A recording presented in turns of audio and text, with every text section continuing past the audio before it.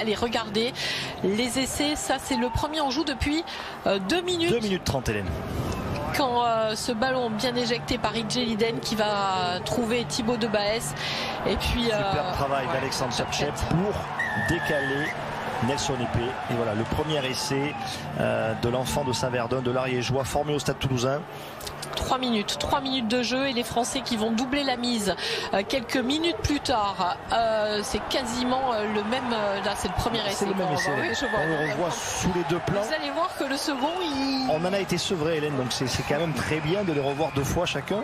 Et voilà le second essai avec, vous allez voir là, une grosse vista, le beau coup d'œil de Thibaut de Baès, le demi d'ouverture de Pau. C'est parfait. C'est parfait. Voilà, réalisation parfaite, passe au pied parfaite. Voilà. Issu très certainement d'un travail entre les leaders de jeu et le staff en amont. Voilà, c'est ce qu'on appelle un lancement keen, un lancement qui est réalisé parfaitement. On le revoit, cet essai là aussi, on va pas bouder notre plaisir quand les Français jouent comme ça. Nelson Épée, le doublé. L'ennemi juré, l'ennemi promis des jeunes générations françaises. Donc voilà, ce tournoi à destination démarre. Hop, et la nouvelle action pour le triplé de Nelson. Le triplé de Nelson Épée, magnifique, incroyable.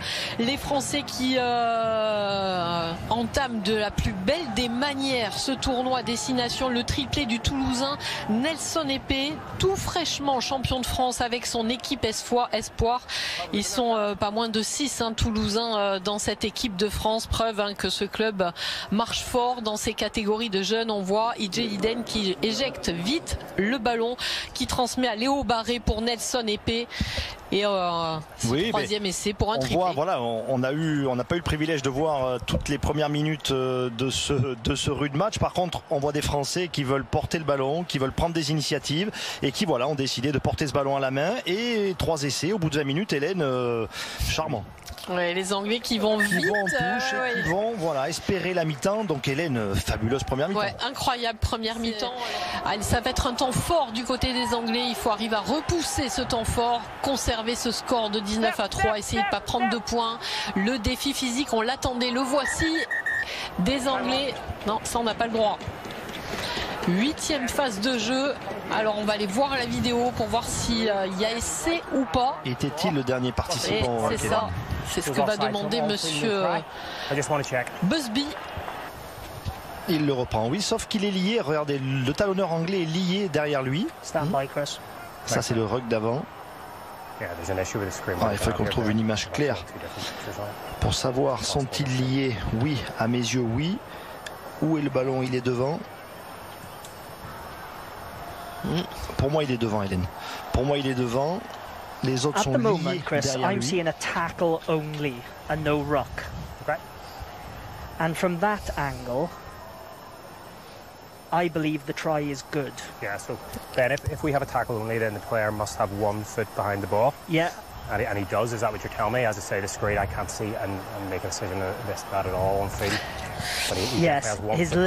C'est un moment important quand même, une décision importante qu'il va falloir prendre du côté de l'arbitrage vidéo. Alors pour l'arbitre vidéo, pour lui, il y a essai, mais c'est pas net pour monsieur Busby qui demande quand même confirmation. Alors je pense qu'il va l'accorder quand même cet essai. Ouais, l'essai est accordé aux Anglais. C'était un temps fort pour les Anglais, c'est un essai certes litigieux, mais attention, il ne faudrait pas qu'ils remettent les Anglais justement dans le bon tempo, dans le bon sens. Pas mal de changements, pas mal de casses dans ce premier match de ce tournoi des 6 nations. On va aller au contest, mais le ballon est parfaitement capté par les Anglais. Le Moll qui s'organise. Voilà, très belle organisation anglaise. Bon ballon porté, les Français s'opposent, mais le Moll avance côté anglais. Voilà, certains 3/4 viennent en plus. Grosse poussée anglaise. Ça avance, attention, ça va aller au bout du côté des Anglais. Et malheureusement, ils ont marqué les Anglais. Mais les Français patients, les Français qui ont concédé du terrain, mais qui restent patients, qui sont organisés.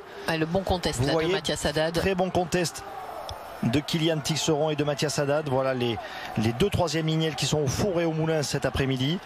énormément de patience côté français. Et attention, il a cassé le premier plaquage de Paul Malaise et il va en rouler boulet dans l'embut français.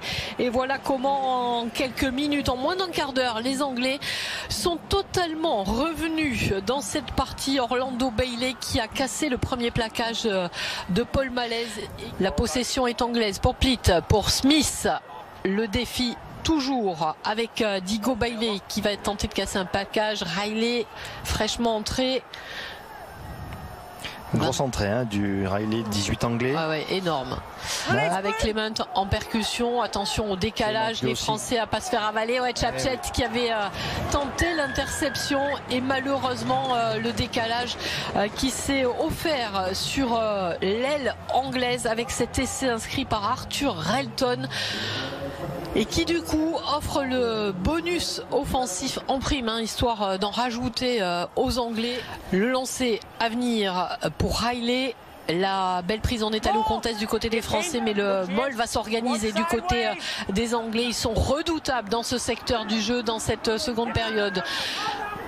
Le bon contest des Français dans un premier temps, mais ça s'organise de nouveau. Ils vont aller derrière la ligne d'en-but des Français, les Anglais. Ça ne fait malheureusement aucun doute. Il fait mal cet essai anglais. Il fait mal, celui-là, on le voit, l'attitude d'J. Liden qui se tient la tête. Les attitudes ont changé aussi. Les Anglais sont transformés dans cette seconde période. Les voilà devant les Français qui n'ont inscrit que 3 petits points dans cette seconde période. Malheureusement, il faut assurer ce lancer. L'enjeu est important. Il faut aller bonifier cette première période des Français en inscrivant un 4e essai qui permettrait aux Français de sortir moins frustrés de ce match. C'est pas évident, c'est compliqué. On le savait que voilà, c'était un crunch, mais on a envie de voir ces Français revenir avec un point ici de l'Arms Park de Cardiff. Oui, on va en arriver à regretter les points un peu laissés en cours de route en première mi-temps, tant cette première mi-temps a été dominée, voire a été excessivement dominée. Et c'est vrai qu'on a encore en mémoire que les Français se sont rapprochés 2-3 fois de la ligne sans faire preuve de suffisamment de maîtrise pour marquer, Hélène. Et effectivement, c'est dommage d'avoir laissé passer ces 1-2 essais qui certainement nous auraient amené une fin de match différente. Ouais, 38-22, on va malheureusement en rester là. Victoire anglaise, une